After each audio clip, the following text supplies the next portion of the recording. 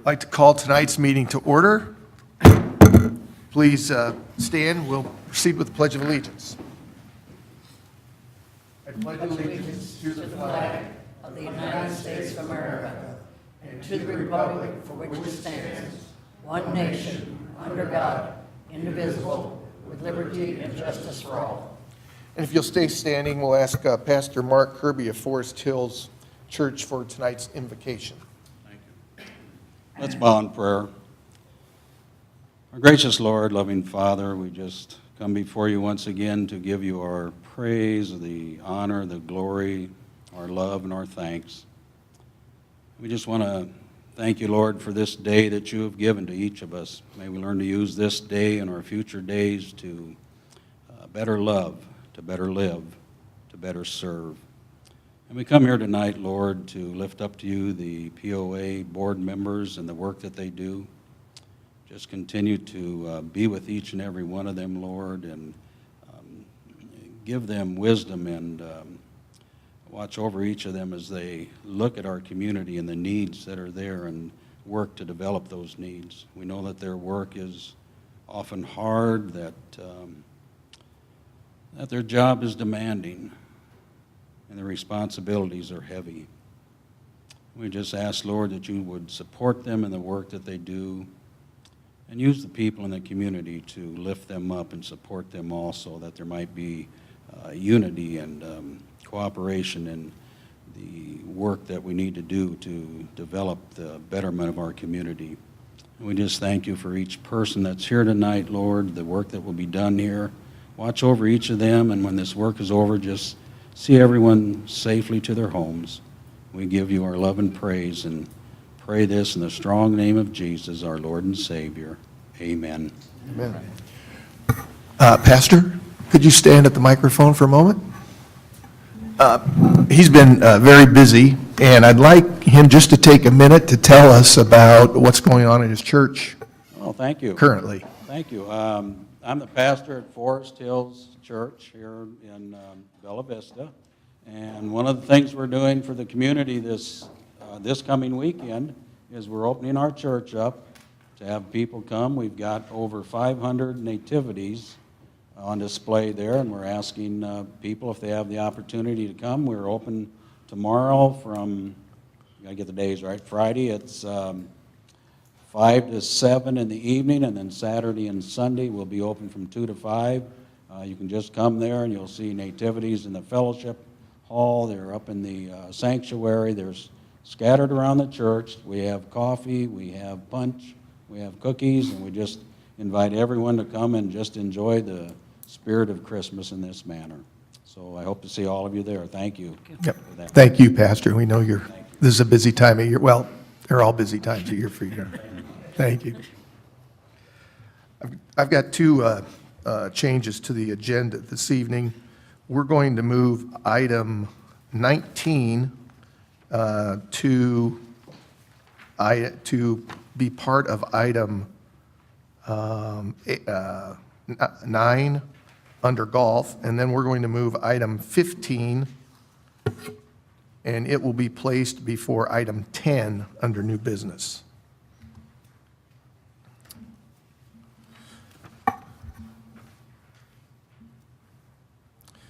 Approval of minutes. Chair will entertain a motion for the approval of the November 10th, 2016 board work session minutes. So move. Second? I second. Discussion? All those in favor? Opposed? Motion carries. And now a motion for the approval of the November 17th, 2016 Board of Directors regular meeting minutes. So move. I'll second. Motion and a second. Any discussion? All those in favor? All opposed? Motion carries. Turn the meeting over to our COO, Tom Jetson. Josh has a proxy, I believe, for... Okay, thank you. Good evening. Good evening. My name is Cindy Bassett. I'm the Director of HR. And I have two outstanding employees to talk about this evening, and we'll start with Miss Amy Fader, if she'll come up and join me.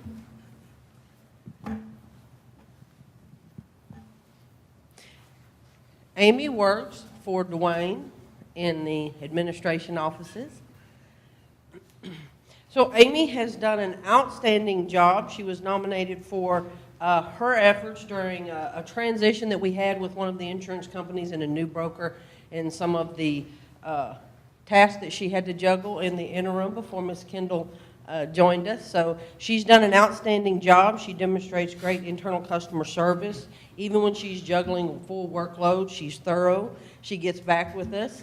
And I personally want to tell you a quick little story about Amy, although I didn't do this particular nomination, but when she was juggling a lot of work, her work ethic, I think, is phenomenal. I've never had anyone who stopped, and as I'm running out the door, and she's like, wait, I need questions answered. She's in the middle of this insurance, and she's like, fine, I'll follow you.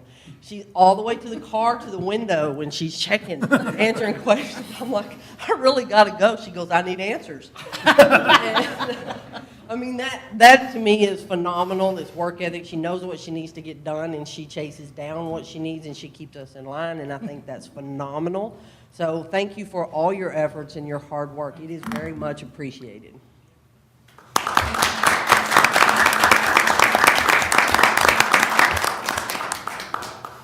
Thank you. Mr. Tim Jacobs.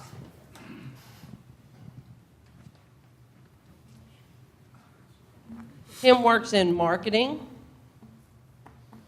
And Tim has also exhibited that same customer service, especially during times when the marketing team was stretched very thin. He's also very good at letting us know his ideas to help us improve marketing. He's willing to share his thoughts and giving great customer service. He recently shared 2 versions of a poster when he simply could have shown us one. It made our decision much easier. Tim demonstrates a positive attitude even on all projects, even at the last minute demands. He's also been a really big help to not only everyone else in the POA and marketing, he's helped HR as well. So he's done a lot of projects in last minute when I was like, please help. And he just jumps in and he gets it done, and he does it with a smile, and that is very, very much appreciated, Tim. Thank you very much.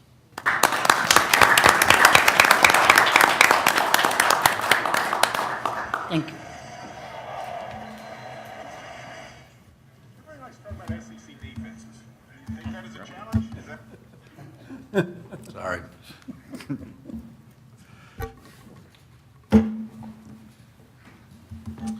Okay, we'll look at the financials. These are the income statement, year-to-date, November the 2016, and they're in thousands of dollars. Starting with the POA, this is the comparison from actual budget to prior year and the variances. We'll go through the major variances and some of the numbers. The total income of the POA year-to-date November is $14,941,000 against the budget of $15,464, prior year $14,486. Here's some of the variances. Investment income, we've seen this pretty much most of the year as the market has increased, $223,000 better than budget. Facility use fees, $76,000, primary recreation fees. RV is the RV park and its guest and member use, up 65. Other income down is 44, that's advertising. Boat is down 67, that's boat registrations. Pro shop sales are down 69. Transfer fees, 74. Golf, total fees, 240. And assessments, 474. This is against budget. This will be against prior year. Investment income on this is $275,000 better than prior year. Golf has actually increased from prior year, 106. Transfer fees have increased, 105. Other income, again, advertising, 48. RV park, again, the same reason, guest and member, 41. Facility use fees, again, recreation, 38. Lot sales are 37, thanks to the sales that legal is generating. And assessments are down 205. Looking at the income statement, the portion of expense. This is the total expenses of the POA year-to-date. Actual is $14,577,000 against the budget of $15,121, prior year $13,484. The variances on this against budget, salaries and wages are better than budget. We've seen this trend pretty much most of the year, $401,000. This is mainly due to some open positions in golf and also some cuts and savings that the departments have made. Other expenses are better by $286, and this is again due to our collection efforts, $286,000 less in bad debt expense. Supplies are $109,000 savings, mainly small equipment purchases, chemicals, seed, fertilizer. Fuel and oil is better than budget by $86,000. Employee benefits goes along with the reason the savings of salaries and wages, about $66,000 savings. And maintenance repair is higher by $198,000, but there's two major drivers on this. The ADA, that was mainly capital, has been expensed due to the fact of the way the gap in the accounting treatment had to be. So that's like $164,000 of that $198,000, plus the flood money that we spent that was unbudgeted.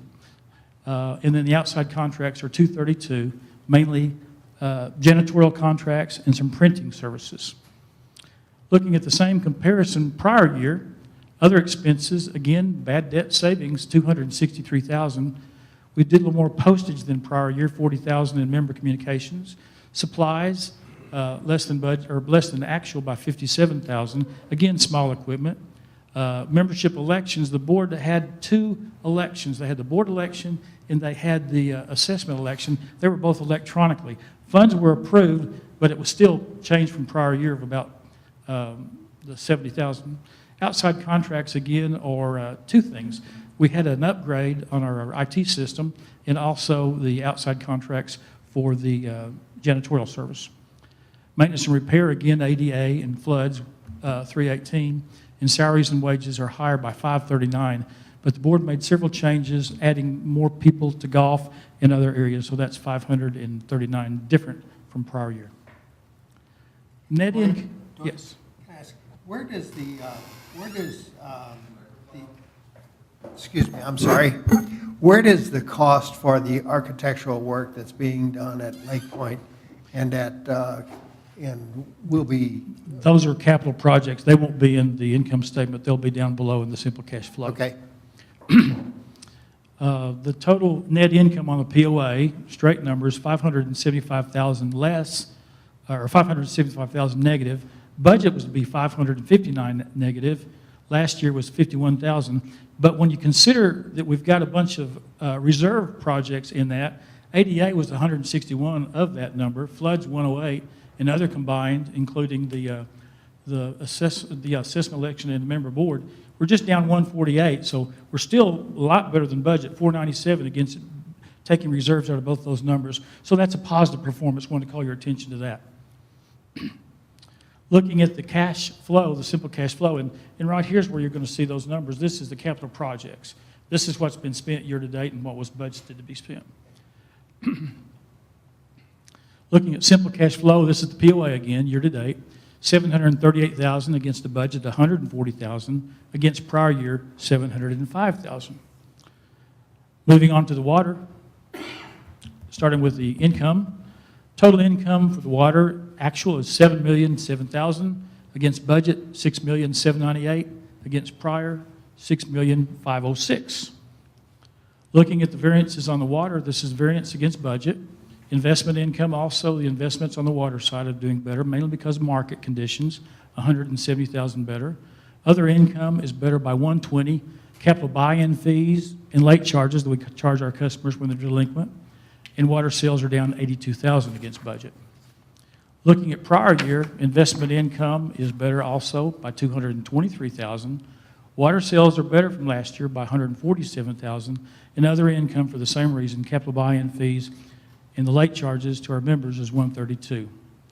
Looking at the same statement but the expense section, water total expenses are $2,719,000 against the budget of $2,851,000. Prior year, $2,134,000. The variances on this expense section against budget, supplies are better by $169,000, and that's mainly due to water materials for the water meters. Maintenance and repairs are down 91. System repairs are better than what we had budgeted. And salaries and wages due to vacancies were better by $85,000. Professional services, this is the U of A study on the lines. It was formerly capital and had to be put in expense because it didn't meet the threshold since we didn't have any ongoing install new lines. It's $189,000 less than budget. Looking at the same variances, they're about the same. The biggest one is 184 against the water that we just talked about. Looking at the net income on water, water is $524,000 actual against budget, $223,000 against last year, $884,000. Simple cash flow on water, $871,000, $137 budget against last year, $1,059,000. That concludes my report, pending any questions. Thank you, Dwayne. Response to previous open forum comments. The response was made at the time the comments were given. So I don't think we need to revisit that this time. Open forum. If any property owner that's at the meeting this evening would like to address the board and our membership, I invite them to come to the podium or to the microphone. Give us your name and address, and you have. We'll give you 3 minutes or so to give us your questions or opinion. All right. Joint Advisory Committee reports. Lakes. I don't believe Lakes Let's see, I think, have anybody here. no, Lakes is not here.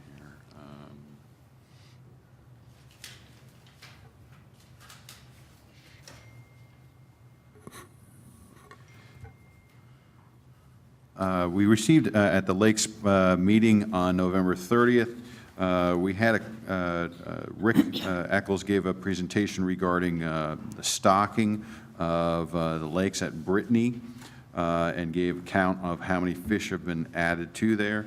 He also gave an update regarding the fish nursery and how that has been successful, and they want to redouble their efforts in the coming year.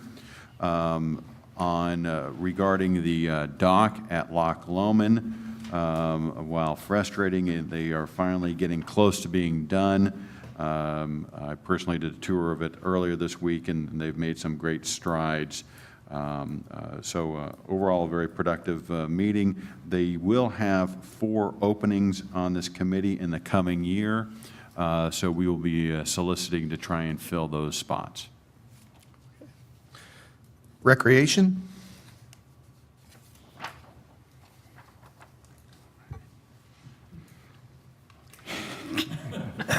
We usually have John Nuttall give us all these reports, and he's in Australia, so. Excuses. We had a good meeting. Unfortunately, we had to inform the committee. One of the issues that had been brought up at one of the previous meetings, at the November meeting, was a number of citizens from the east side had expressed a great desire to have a dog park similar to the one on Loch Lomond on the east side. And we have investigated and determined that it is possible, but unfortunately, we had to let them know that the dog park did not make the cut for the 2017 budget. So that was one of the points of conversation. We also let them know that the bocce ball courts also did not make the cut.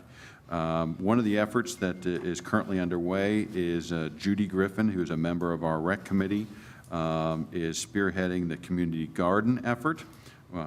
So if you check your newsletter, you'll see that covered in the most recent newsletter. We also talked about the RV park, how that has been doing very well. And the discussion was about the last weekend's race, which had quite a number of runners and bikers that participated on the back 40 trail. Very good. Thank you for those reports. Golf. Didn't meet. Well, that's the easiest report we've had then. Jake, you want to stand up and come to the podium for a moment, please? Or to the microphone?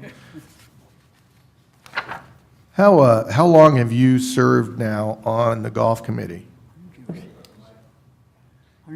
6 years, served on, and then chairman the last 2 years, and vice chair a couple of years. And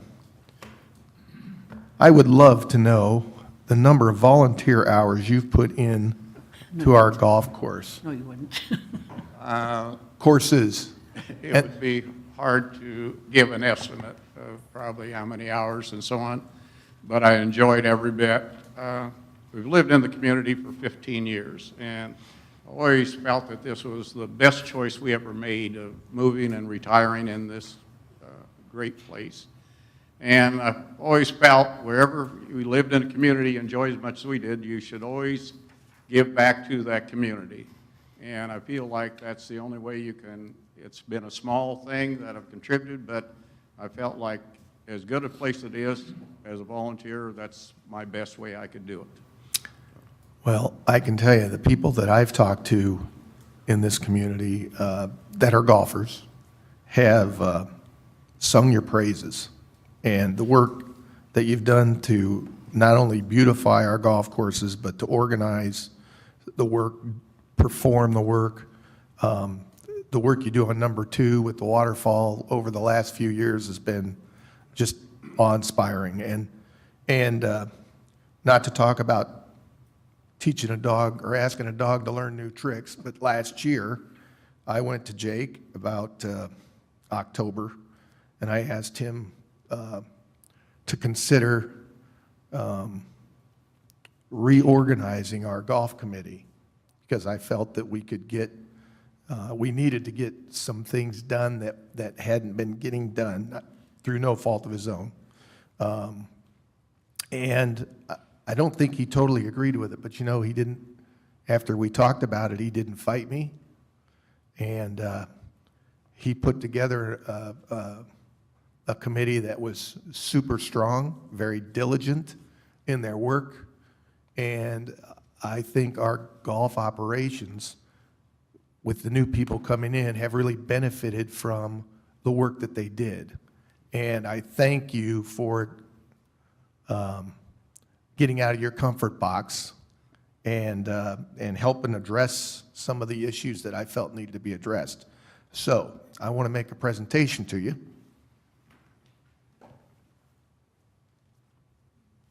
Talk about being blindsided.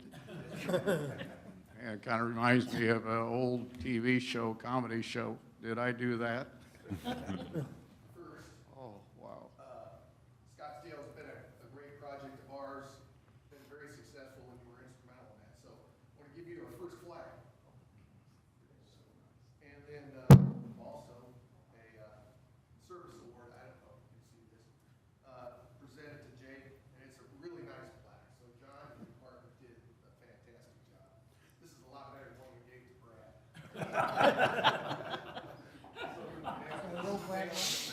We won't tell him.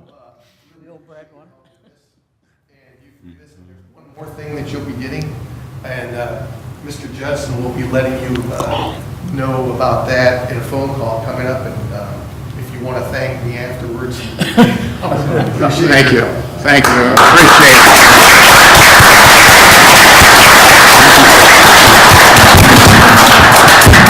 I've worked with Jake for several years now, and I want to publicly say Bella Vista is a much better place because he and Loris have joined us.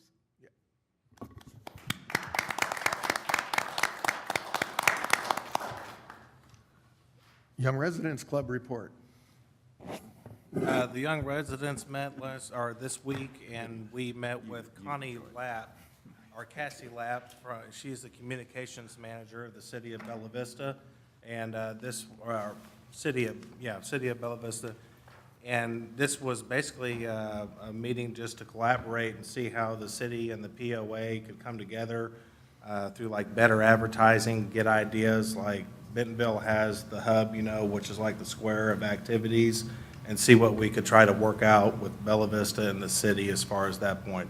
So this was a Q&A for the youth committee to review some items and come back over that and try to come back to the board with something. Thanks, Andrew. Just a word about Cassie. at one of my friends had said, we don't know what to do at the stop signs along Lancashire and other places. And I said to her, could we put together a POA city, sort of guidelines about what to do at those crossings? And she jumped on it right away. I think she worked with John's marketing group, to put together something. So she's a really good resource, and was most cooperative with me when I asked her about that. So, She's very knowledgeable. She knew her stuff. yeah. Very nice young lady, too. What do we do with the stop signs? Did somebody take them? No, it was, how does one respond to a flashing yellow light at a trail crossing Oh, along well, that's a lot various different. things? I'm sorry, it's not a stop sign, but it's a caution. Okay. And as I said, working with John, she put together a really nice scenario or explanation of what to do at those locations. Okay. New business, Mr. Judson. Item 15 was moved up on the agenda. This is the appointment of an interim board member who will fill the current vacancy and will serve till May 31st, 2017. The board interviewed 14 candidates for the position on December 1st. Property owner Jim Abramson was selected to fill the vacancy. So do we need a motion? Yes, we do. Doug? Entertain a motion to appoint Jim Abramson to the interim term of Board of Directors. Jim, do you really want to do this? You're supposed to say, "So moved." So moved. Okay, thank you, Mr. Stratton. Is there I second it. Ruth has a second. Now, discussion. All right, all in favor of appointing Jim Abramson to the Board of Directors for the interim term? Any opposed? That's unanimous. Thank you for your vote of confidence, accepting Pat's comment. And I surely will do my best, and I'm afraid I've got a lot of experience in this business, and I hope I can share some of my thoughts during these 5-6 months with the board. Next up is a presentation by our Business Development Director, Tommy Lee, regarding the proposed renovation of the Country Club. This capital project is in the 2017 budget for approval, but it being as large as it is, we needed to kind of show you what we were planning on so you could approve it as well. Bella Vista Country Club, the future of tradition. What we are wanting to do, I don't know why I'm pointing that at the screen, what we're wanting to do is create Andrew said a hub, and they're working with the city, but we really wanted to create a Welcome to Bella Vista Welcome Center. So what we've done is opened up this area. This right now is accounting. What we're wanting to do is bring the Golf Pro Shop back over here, really rework the finishings in the common area, and then, of course, reopen the restaurant. Another addition is to take the canvas canopy that's out there right now, take it off, and match a hardcover canopy to this beautiful Fay Jones building, so it just blends right in. One of the jobs of the architect, he stated it was his task when he was coming up with the design, is to really emphasize Fay Jones. And even though we want to upgrade the finishes, we certainly don't want to do anything to take away from the beautiful architecture. Our central location will be a central location for information, retail, and entertainment, and of course, retaining the design of Fay Jones. The covered entrance will have a wider footprint than the current canopy does, and go all the way back, so like I said, it will resemble that right there, using the original stonework and the nice arches and stuff that Fay Jones used. Oh, sorry. The elements of it will have a welcome center. That's kind of our information hub. It'll tell about activities, events, lot sales. We will have somebody on premise that can sell a lot right there if we need to. Pro shop and retail sales, all golf merchandise offered through the POA. But we're also going to offer swag, what I call swag items. It's not just going to be for the pro shop. We're going to have Bella Vista logo gear, things that address the trails and biking and all the activities here in Bella Vista. And of course, we'll have golf merchandise as well. The common area will accommodate POA community functions and private parties. Not that I'm making a hard sell for this, but I do have 3 pending requests. And I told them I had to wait to tell them until after tonight. And then the restaurant, it's going to be casual style attire and dining. It'll be upscale comfort foods, but we still will maintain that grab-and-go effort for the golfer coming through. The Welcome Center, this kind of gives you the look and feel. Right now, when you walk in the door, we've got a window right here, and all of this is HR. What we're going to do is move these offices back and create kind of a open area with a lot of information. We've got some video screens that'll be looping the best of Bella Vista and providing information. And we'll also have hard materials.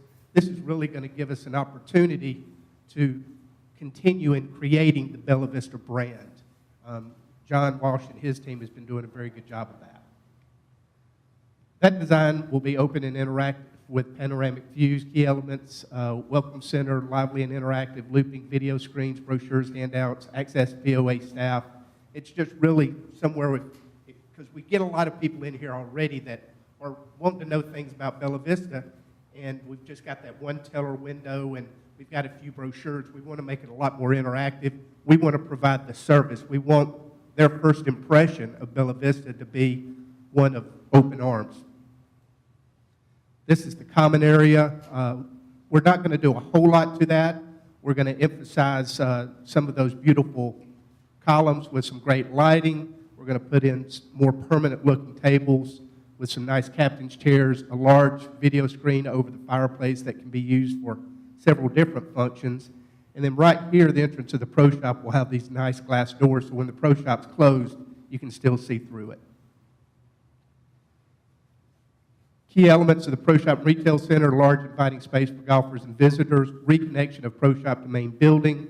The common area will be a step back to the Fay Jones architecture. It'll have multi-purpose dimensions and furnishings. The restaurant will be warm and inviting. It'll kind of have a sports bar lounge feel. And of course, all 3 of these areas will have expansive views of the beautiful golf course that we've got out there. This is the Pro Shop and retail area. We're looking at about 2,500 square feet of retail space. We moved golf operations off to the side over here. And this is just some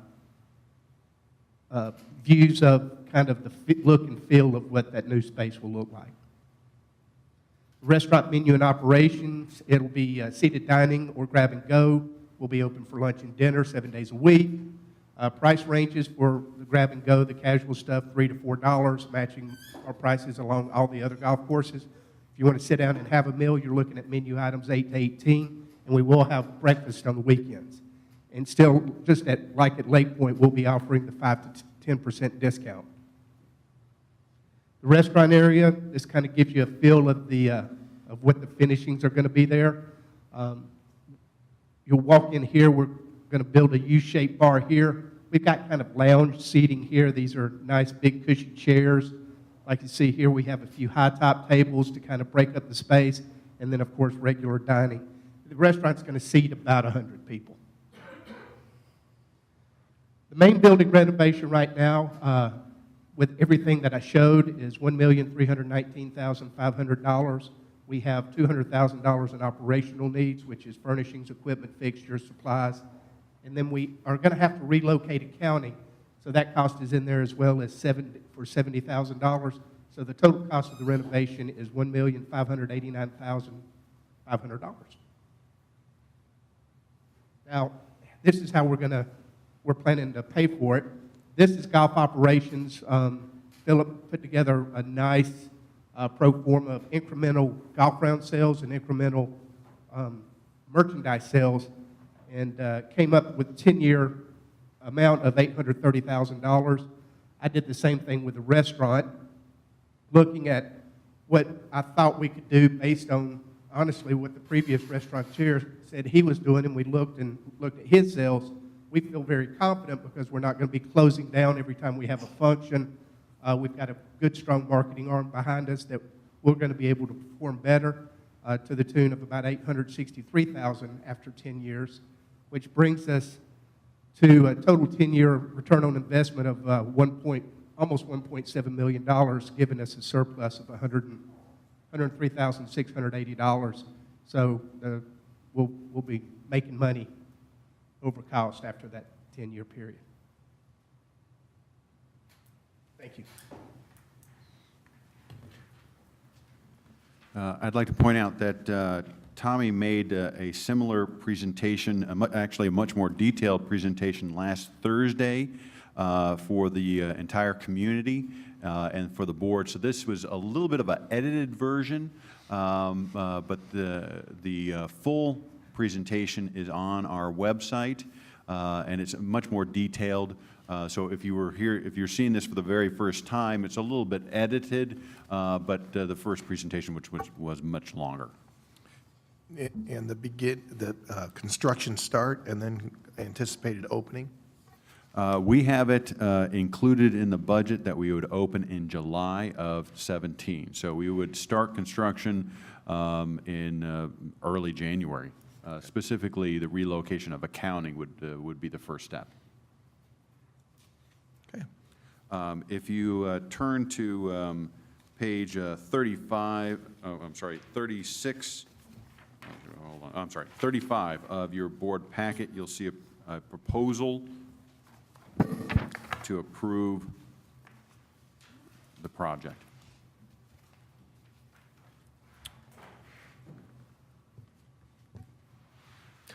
I'd like to make a motion that the board approves the expenditures for the purposes of remodeling and reconfiguring our country club facility as presented. At the estimated cost that was Yeah. presented? Okay. Yes. Second. Ruth seconds. Any discussion? Just one question, Tommy. In this proposed budget, will there be any exterior ADA adjustments to the ramps or walkways that you know of? At this time, is any of that being considered? Yes, the architect is looking at the entirety of the external construction of that ADA ramp and feels that we may be able to make some adjustments to that. He just hasn't been able to recommend anything yet. I had a question for you about the ADA, actually. Now, when we walk down into this area here, it's just steps, correct? Well, there's an Yes, elevator. We have an elevator right here Oh, on okay. this side of the hallway, and we made sure in the design of the building that you always have access to all three components. Even if the restaurant and pro shop is closed, you can still get to the common area. Fantastic. And that elevator has met all requirements. Yes, ma'am. You said we are going to recoup our money in 10 years. Did you factor in that we are going to have two restaurants? What impact would that be competing against each other? Well, the Lake Point pro forma shows us getting past break even after 10 years as well, just on its own. Here, I use, since both golf and the restaurant are income sources, I used both of those to reach the 10-year return. So you think the left front restaurant wouldn't impact the sales of the restaurant food here? No, I don't think so. Lake Point is going to have a totally different menu and feel to it, whereas this is going to target more kind of the family, comfort foods, value-centered entrees and meals.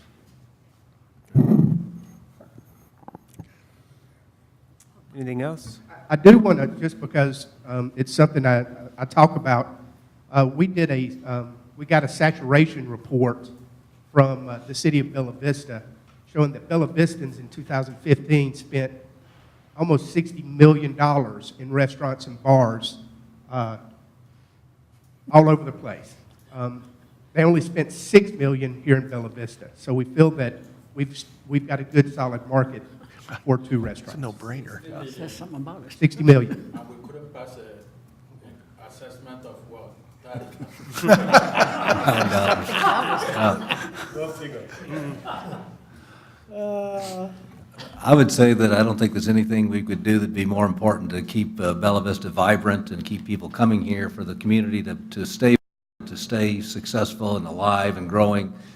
We need to constantly be inviting and recruiting people to come here, and this country club building, in my way of thinking, is the portal to Bella Vista. Anybody and everybody who comes to visit or consider moving here or to be a guest in our amenities can come through here and see what Bella Vista is all about and what the options are about. And this spectacular building designed by one of the 3 or 4 greatest architects in history, that's just kind of underutilized and slowly getting a little tired, to be really revitalized and used again is exciting for me and the most important thing we can be doing.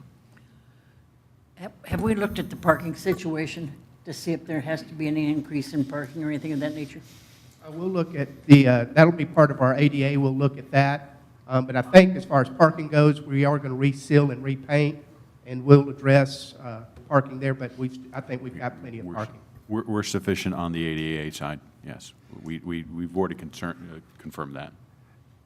This is slightly off the topic, not really, but we know that there are signs throughout the village where it says visitor center, okay? And it points to the area off of Lancashire, right at 71. It's going to be very important that we have signage that is going to direct people here. If this is going to be the focal point, or the starting point, if you were, it would for a potential residents, first introduction to Bella Vista, we've got to make sure that they are pointed here, and that whatever other signage we have throughout the village that might distract them from coming here is dealt with efficiently. Because it's, when I go down to north on 71, and it says visitor center, I don't know whether I'm going to the recycling center or where it is, but that's something to keep in mind. We'll look into it. Good point. All right. The motion on the table for Mr. Brooks is to approve the proposed renovation of the country club at an estimated cost of $1,589,500. All in favor? Any opposed? Looks unanimous.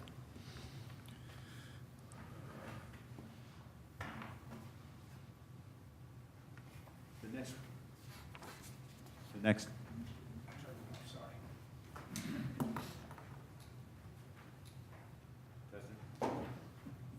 Testing? There we go. All right.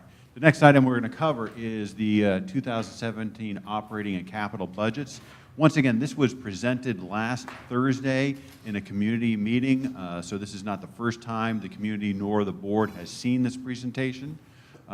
So we're going to give you a little bit of an edited version. The original was 120 slides long. It is available on our website. So this is an edited version, but if you want more information, you're welcome to go to our website and get more information.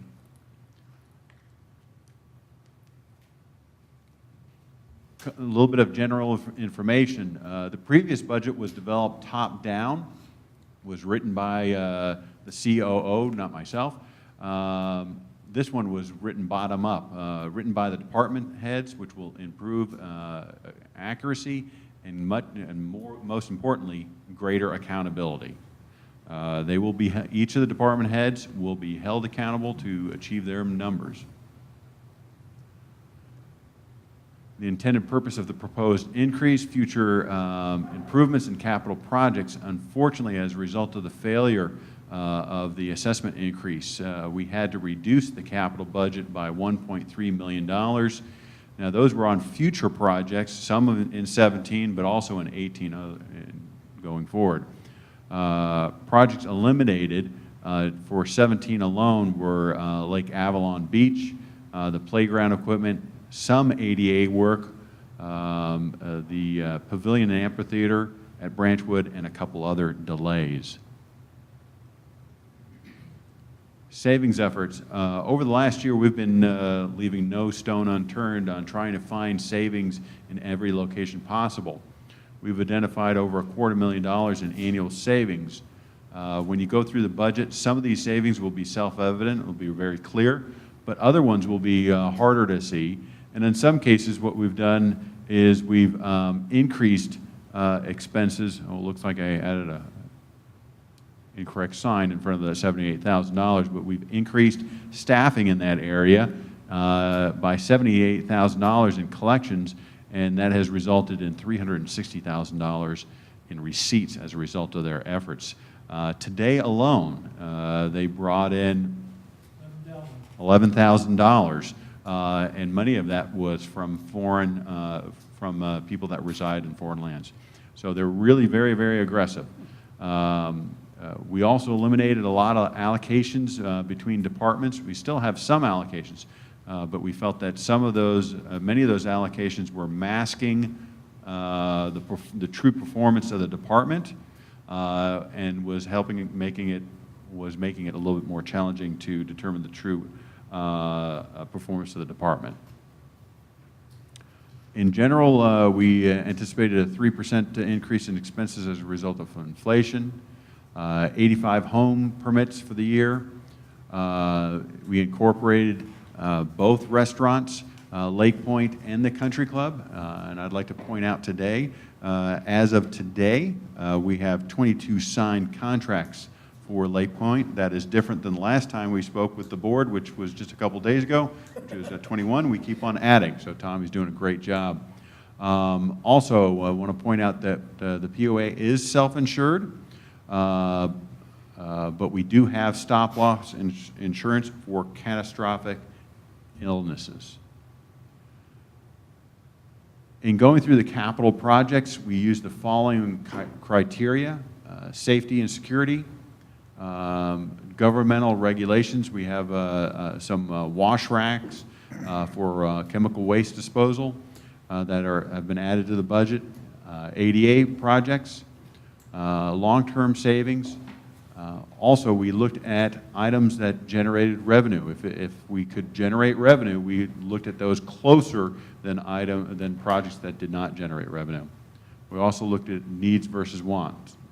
Uncommitted reserves of $2.1 million will be used to make up the shortfalls, but we still have a catastrophic emergency fund in case of emergencies. Here's the operating budget, and as I indicated earlier, a much more detailed presentation is available on our website. You'll see that the assessments is going down, and that's mainly because of an adjustment in how we're accounting for it. It's a better way of accounting, it's more accurate, and overall with the collections efforts, we've reduced the bad debt expense, and we'll see an improvement in collections of $135,000 in the coming year. No sanitation billing. F&B is going way up because of Lake Point opening in April-May timeframe, and the Country Club opening up in July. Golf is going up as a result of the growth in non-member play. Also, with the hiring of a merchandiser, we're anticipating that our merchandise sales will go up quite a bit. RV park revenue continues to go up and has been going on an upward trend since 2014. Facilities use revenue is up mainly because of Lake Point. Investment income, we actually tampered that down a little bit. We felt that we needed to be a little bit more conservative in the coming year. So total income for the year for 17 over the trailing 12 we're anticipated to be up by 8.4%, but you have a large amount of F&B income included in that. So if you exclude the F&B income on that, it's a 3.4% increase. Tom, so what you're saying is over the last few years, the assessment line has been incorrect. It's been a wrong number by up to $500,000, and we just correct that by bad debt below that? Yeah, what we were doing and what we've corrected and what Dwayne's team has corrected is we were including billing on, or revenue on accounts that had not paid anything for an entire year. And then, so our revenue was high, but then our debt was high. And that's just not the right way of doing it. So if we had an account, if on accounts that are over a year, they have not paid anything, we are not recognizing that revenue until we receive it. And that will then reduce our revenue in that area, but also reduce our bad debt. It's a much truer and more accurate way of reporting it.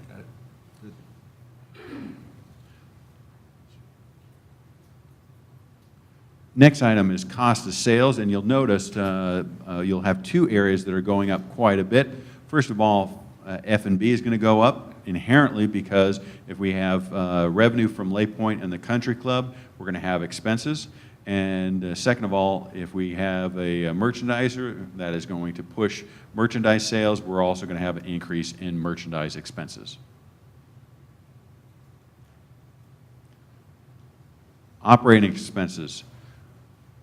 F&B, as a result of opening up the 2 restaurants, we're going to have $560,000 in payroll. The Pro Shop is now fully staffed, or we're anticipating that it'll be fully staffed for the coming year, plus we're adding a merchandiser. So that created an increase of $140,000. During the year of 2016, we added a lot of maintenance, golf course maintenance staff, which was approved in the 16 budget. We were delayed in adding some of that staff because we added so many people, but we're anticipating we will be fully staffed in 17, and that's a $95,000 delta. For the coming year, we'll have a full legal staff. If you look at the trailing 12, we had multiple positions that were vacant for extended periods. So that created a delta compared to the budget of $78,000. IT, we added a new staff member for additional support, and that generated a $55,000 difference. And then there's a merit increase of 4%. Outside contracts went up, and that was mainly because of outside janitorial service, but there were some other items included in there. Insurance is up as a result of workman's comp. Utilities is up mainly because the POA will be managing the 2 restaurants. Credit cards we're anticipated are going to go up, and that's mainly because of the collections effort. Other actually went down because of bad debt, because we're recognizing less revenue.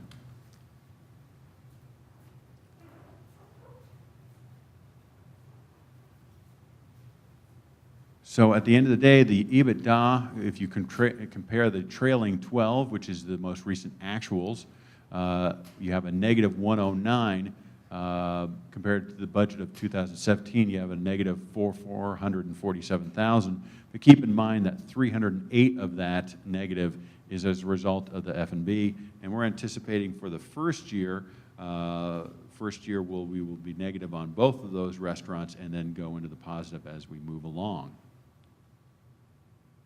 You see the net income on the bottom line is 977,000 to the negative compared to the 715 to the negative for the trailing 12. Capital projects for 17. For golf course maintenance, you have $709,000. In that, the 2 big ticket items that I'm going to point out, the cart paths for Metfield and Highlands are in desperate need. And the bunker renovation at the Country Club. Pro Shops, we're going to add a driving range at Scottsdale, which will pay for itself, and then Highlands Cart Barn drainage, cart barn damage. Recreation, the extension of the building at Branchwood, which will bring in additional revenue because we can charge for, when we add the additional area, we'll be able to charge admittance for that. And bathrooms and showers at Blowing Springs, which supports the RV park, which we earlier talked about how well the park was doing.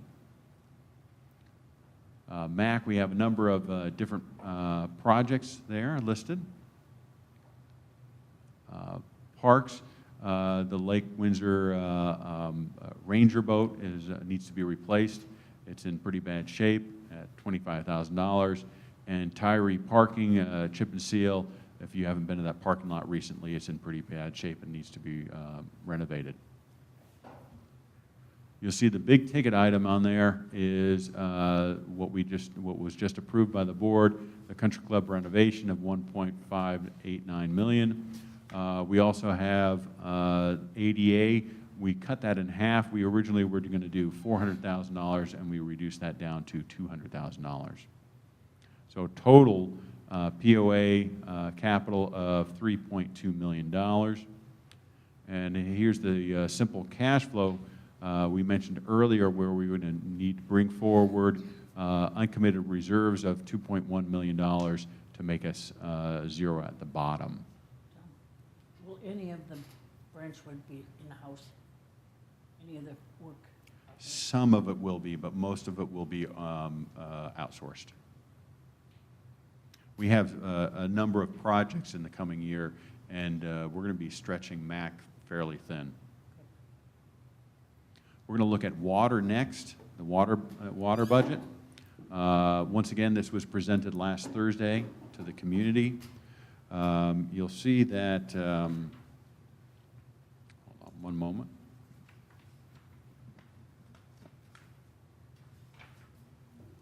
We have no sanitation billing in the coming year. Investments, we're much more conservative for the coming year. Water rate increases, or the water increases up as a result of new home construction. We are not including, and this was presented last week, that we're proposing no increase in water rates for the coming year. There have been no increases in water rates since 2009. Assessment going to water is arbitrary. How much? It's just a flat fee. It's $1,000 a year. It's like $100 and some a month. Okay, so it's just arbitrary. what It's it is? arbitrary. Okay. Assessments have to support the water district.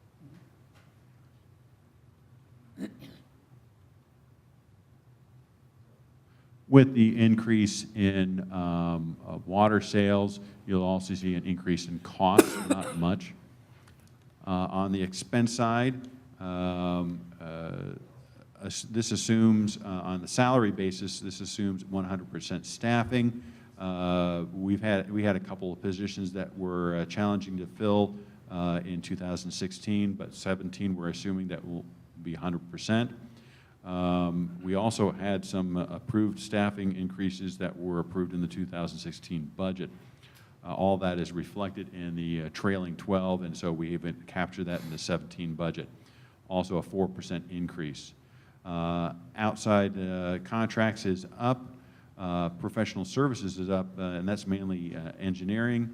And on the interest, that is from interest expense, that is from the bond interest.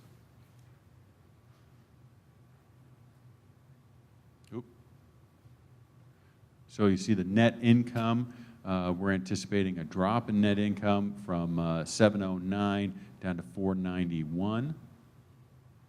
The capital budget, you'll see a number of projects in there. The largest ticket item is the water line replacement for $300,000 and the rehabilitation of the old Borland tank for $200,000. Simple cash flow, you'll see that we're anticipating after capital $205,000. And that concludes my presentation. Tom, I didn't see anywhere on there for land leases. It's in there. Is it? Okay. Yes. Do we have a motion? I'd like to make a motion that we approve the 2017 budget as presented for both the Property Owners Association operation and the Water Department, and the combined. So moved. Second. Any discussion? Just a couple of things. say, first, I'd like to reiterate what I said last week when a more detailed presentation was done by Tom, and that is just to commend him and his team that we have here for all the work they've done. You can see how sophisticated this is. I think a lot of times some of our property owners don't really understand what it takes to do this service to what we all own. I mean, this is, people suggest, well, just get a recreation manager to do this. Well, this is operating a $20 million annual business, and you can see the sophistication behind it and what's already been done to clean up in many ways and make sure our money's been being used as efficiently as possible for all of us. So just a terrific job on that.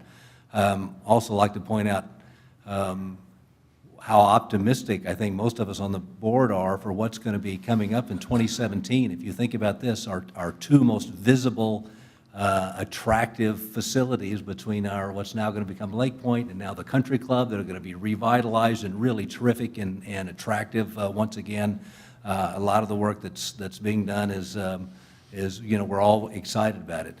We were disappointed on the assessment increase. I think it's we're disappointed that so many of the other things that are harder to attach a fee to are able to be done as well. And I think that's the big challenge for this board and for future boards to figure out, because we want all of those things as well. And you can see how it's simple. Okay, you're going to put $25,000 into a driving range at Scottsdale. Well, every time somebody uses that driving range, they buy a bucket of balls for $4.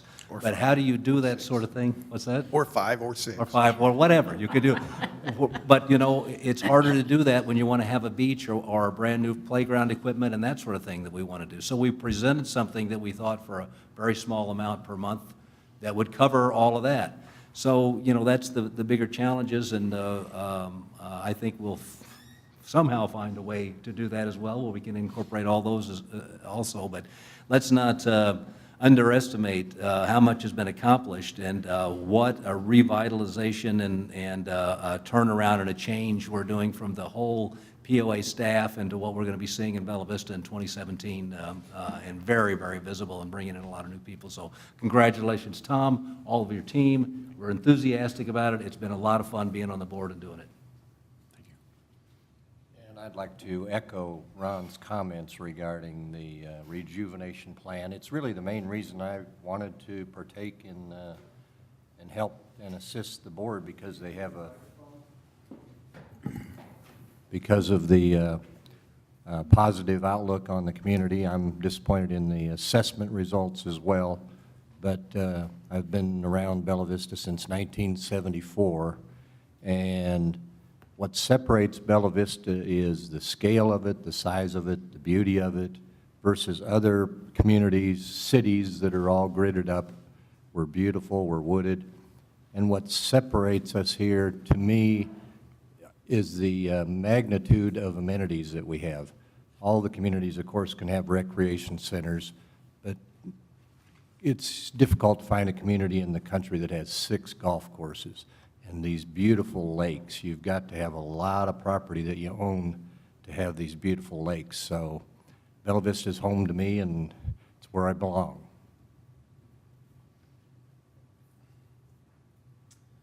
If there are no further comments, the motion is to approve the capital and operating budgets as presented for 2017 for both POA and water. All in favor? Any opposed? Motion carries.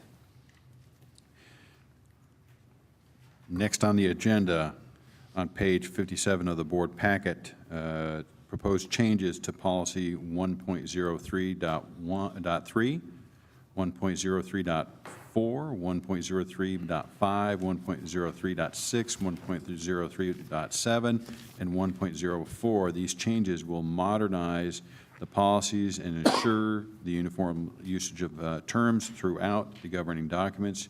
This would be the first reading. Once again, this has gone through the Rules and Regs Committee, and this is Doug's continued effort to make sure that we modernize and the policies and have a uniform usage of language. I move we accept the changes as presented. I'll second that.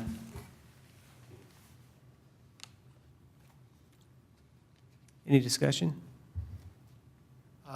as Tom just said, this has gone through the Rules and Regulations Committee. The one change I would like to make sure that everybody recognizes is the deletion of the Planning Committee as a committee of the board. We have all been engaged in the planning activities, and so the need for a specific committee sub to this committee has proven itself unnecessary.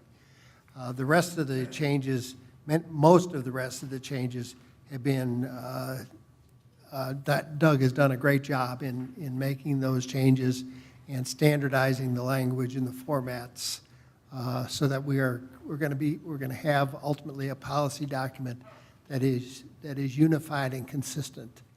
And he's to be congratulated on the work he's done. Thank you. Any other discussion? Take a vote then on approving the changes to policies as stated and as you have in your board packet. All in favor? Any opposed? Motion carries. Next item on the agenda is on page 65 of the board packet, adjustment to the, authorizing the adjustment to the private club liquor license at Reardon Hall. This small adjustment will remove employee Patricia Harper from the license and replace her with Thomas Lee. Since Thomas Lee is accountable for this responsibility, his name should appear on the license. Patricia remains an employee of the POA. So moved. Second. Any discussion? Is Thomas Lee, is he responsible for, are you responsible for all of the liquor licenses? I will be.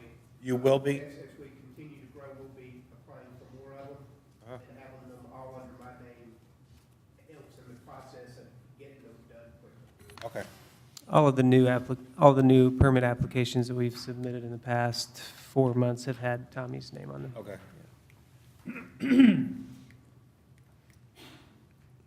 All in favor of adjusting the private club liquor license for Reardon Hall, adding Tommy Lee to the license and removing Patricia Harper? Is the motion? All in favor? Any opposed? Motion carries. Next item on the agenda on page 67 of your board packet, the Water Department performance rebate. This is a proposed $20 rebate per customer back because the Water Department, as presented by Dwayne earlier, is far exceeding budget. So we are proposing that this excess, which accounts to approximately $20 per customer, would be rebated back. Now, one item I'd like to point out is while the assessment increase failed, the funds from the Water Department cannot be transferred over to the POA by court order. So those funds cannot be commingled.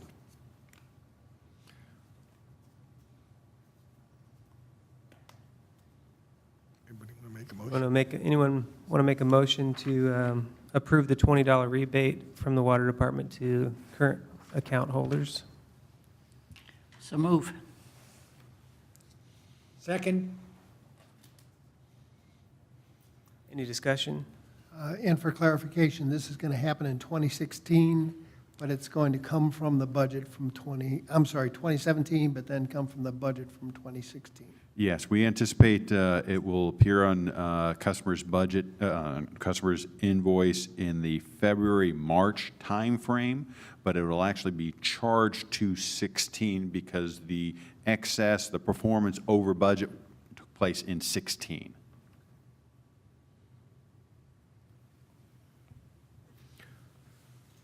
Question? Any other discussion? All right, the motion is to approve a $20 rebate to each member with a current water account as of December 31st, 2016. All in favor? Any opposed? Motion carries. And I should have asked it earlier, that goes to anybody who pays the water bill. Correct, whoever's on the. Yeah, we're going to look at the current title holder while the board is approving this right now, and I mentioned that it would go to the property owner's bill in February or March, is we have 13,500 accounts that we have to go through and make sure that we have the correct title holder at the time of the end of the year. Okay. I would like at this time to thank we had 14 property owners volunteer to fill the vacancy created when Brad Morris moved. And the board members spent a tremendous amount of time interviewing them and then debating on a successor.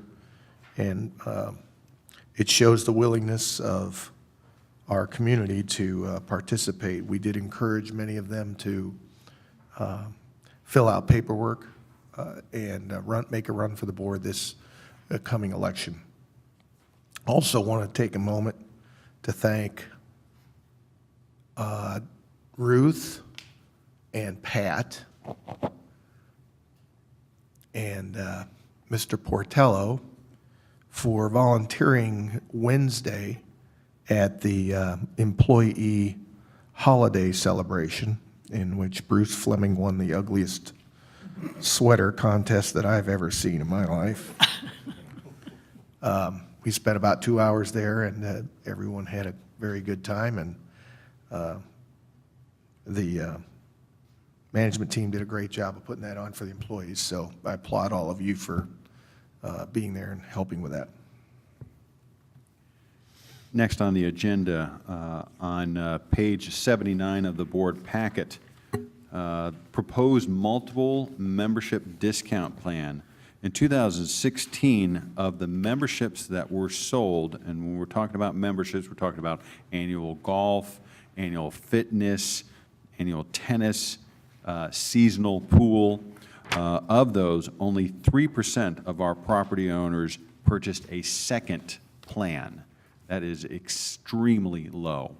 And we want to encourage our membership to get multiple plans. And so what we are proposing is that if a property owner purchases more than one annual membership plan, all additional plans will be at half off. They will have to pay full price for the most expensive annual membership and half price for each additional one. The second and subsequent annual membership that is at half price would have to be in a different activity. So you couldn't use it for golf and then a couple, or golf and then a cart. It would have to be golf and, say, fitness, or golf and tennis, or tennis and fitness, so forth. So you'd have to be in a different category, and we've enumerated on your memo here how it would line out. And we have some legal jargon in here that we've incorporated. But we feel that going from 4%, we feel that we have a good shot at getting, maybe not in the first year, but by the second year, we feel that we could get to 10%, where 10% of our property owners that have one membership plan would have a second membership plan.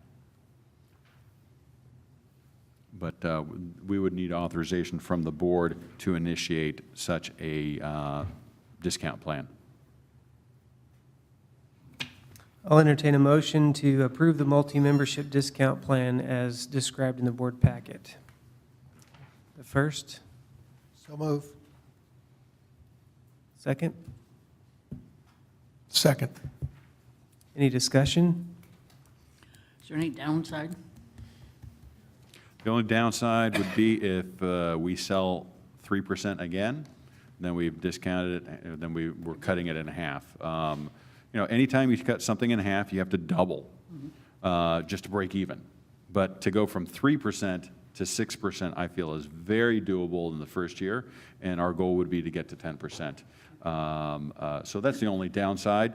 But I feel very confident, and we plan to aggressively market this. And now is the time. This is when the majority of people are renewing their golf memberships, and now is the time. So we want to put this tool in the hands of our membership services so they can upsell. and encourage people to get that second membership.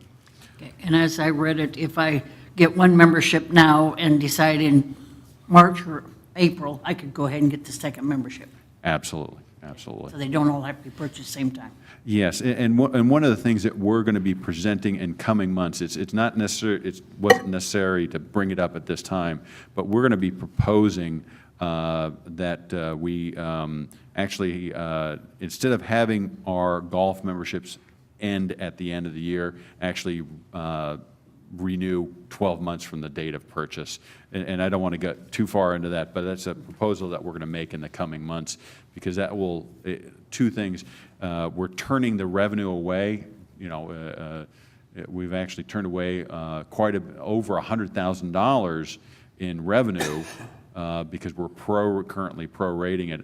And also, it places a large burden on the membership services staff, because everybody's renewing at the same time, and that causes lines. So that's a proposal we're going to make in the coming months, but you're correct. Well, that's a change we need to remind people of, right? I mean, in the past, it was, you always had plenty of time because it was end of February or something. But then we changed that last year. So annual golf memberships on January 1, you better have gone over that. Absolutely. Okay, so perhaps we need to find a way to remind people of that, who we got used to And the other one. keep in mind, it's only on new memberships. If you renew a membership, regardless of when you renew it, you pay for the entire year. Right.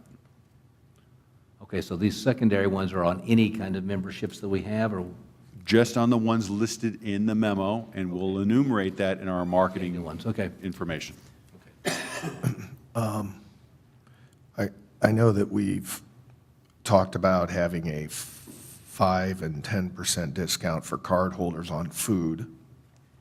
What about a food service membership with a monthly minimum or a quarterly minimum and then followed by a 15% discount, as opposed to where you're going to get X number of dollars every month from this person, and they're going to get an additional discount for promising to, and if they don't spend it, they don't spend it. Any thought about I'd like to research that. I think it's a good idea. Okay. I mean, that's popular. I know of at least 2 restaurants that do that, where basically if you prepay $100 worth of credit, you're going to get more than $100 worth of product later, and it's popular. That's almost like the old country club style, where you had your food fee that you would have to pay, and then if you didn't eat at the restaurant, you lost it. Paid anyway. Yeah. Tom, you had mentioned in a golf committee meeting, though, that to implement something like that would take a credit card type application that you really wouldn't be able to do until 2018? On something like a prepay or the prepay, our IT staff is doing a really good job. We're getting closer and closer to the one card. We've talked about that in previous meetings, bringing everything together, and you're seeing that in some of the things that are going to come up. For example, we are, as of January 1, we're standardizing all of our fitness classes, where it's going to be the same rate regardless of what fitness class you take, because right now the pricing's all over the map. So in order for us to get it all to one card and uniform out, where you can come up and you can swipe your card, and we're going to be able to identify you're a annual golf member, you're an annual tennis member, so forth. For right now, on this promotion for right now, if you were to go up tomorrow, in the next week or so and get it, you'd get a separate fitness card. But in 2017, in the spring, we plan to roll it out where we won't have to give you multiple cards. So we're working towards there, but we plan to beta test in the spring, and by 18, everybody will be down to one card, if all works as planned. How complex would it be to do? I think what Bob is suggesting is people could do a varied one, but say he plans to eat and drink a lot, so he wants to buy a $1,000 membership, and with that $1,000 membership of restaurant, he gets $1,100 worth of product with a card or whatever, and then that gets subtracted off of it as he goes along. That's all part of the plan, and we're calling that Bella Vista Bucks. Okay. And it would be preloaded, and you could hand your membership card to your kid or grandkid, and you could go buy ice cream at the pool, or Bob could get a cocktail at Lake Point. So yes, all that is part of that one card task force where we're making it easier for our property owners to use the amenities and not have. Right now, there is a potential of a very active property owner having as many as a dozen cards in their wallet because of all the different plans and different classes, and that's just not the way to service customers. All in favor of approving the multi-membership discount plan as presented in the board packet? All in favor?